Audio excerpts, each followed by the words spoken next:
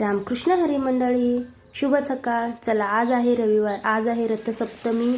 आणि रथसप्तमी असल्यामुळे की नाही रथसप्तमीची आज सूर्यनारायणाची पूजा केली जाते बरं का. रथ वगैरे काढून की नाही सूर्यनारायणाची पूजा केली जाते. आणि आज बघा मी दारात रथ काढलेला आहे आणि सूर्यनारायणाचं किती छान असं आगमन झालंय बघा. चला तर आता आपण रथाची पूजा करून घेऊया. रथाला की नाही हळदी कुंकू वाहिले बरं का, हळदी कुंकू. परत ह्याला कर्नाटकमध्ये ह्याला गेज्जी वस्त्र म्हणतात, खरं आपल्या इकडं कापसाची माळ म्हणून बोलवलं जातं. हळदी कुंकू लावलेली कापसाची माळ घरी बनवलेली आहे. त्याला आपण हळदी कलरची फुलं घालूया सूर्यनारायणाला. आणि विड्याची पानं ठेवलेत, सुपारी ठेवलाय, गणपती म्हणून पूजा केली बरं का. आणि आता फुलं आणि हळदी कुंकू गणपतीला पण वाहायचं. चला तर हे बघा, आता आपण एकीने सूर्यनारायणाला दूध उतू घालवण्यासाठी की नाही आपण इथं बाहेर जरासं हे करून घेतलं, इस्तू करून घेतलं आणि त्याच्यावर एक छोटंसं हे ठेवले, पूजा वाण ठेवलाय आणि त्याच्यामध्ये त्याला हळदी कुंकू वगैरे लावून घेतले. रथाला छान अशी पूजा करून घ्यायची बरं का. हे बघा, आता इथं पण पूजा करून घेऊया. आणि हे की नाही हे जेवढं पण आपण हे करून ठेवतो की नाही तेवढं छान असते. आणि सूर्याला आपण हळदी कुंकू वाहून घेऊया. तर हे बघा, आता हे सूर्यनारायणाला अर्घ वाहण्यासाठी आहे की नाही ह्याच्यामध्ये तांब्याचा तांब्या घेतलेला आहे बरं का. त्याच्यामध्ये हळदी कुंकू परत तीळ फुलं वगैरे घालून असं सूर्यनारायणाला अर्घ व्हायचा असतोय. तर हे बघा, आता आपण आहे की नाही आता छान असं हे करून घ्यायचं, पूजा करून घ्यायचं आणि नमस्कार करायचा देवाला मस्तपैकी. तर हे बघा, आता दूध उतू चाललंय बरं का.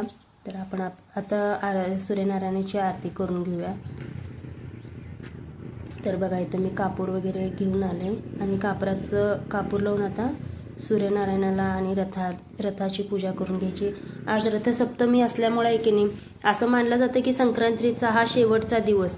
आणि रथसप्तमीपर्यंत जी कोणी उपास पण करते बरं का, उपास करते, पूजा वगैरे करत असते प्रत्येक ह्याला.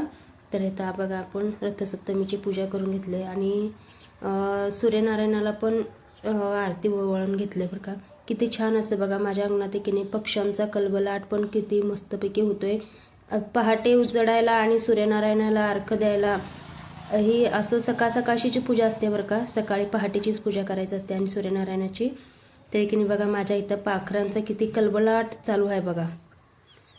केवढे पाखरं पण किती छान ओरडत आहेत. आणि रस्त्याच्या कडेला घर असल्यामुळे की नाही गाड्यांचा पण भरभराटचा आवाज येतोय. आणि पाखरं जिकडं तिकडं पाखरं असं चालले आहेत.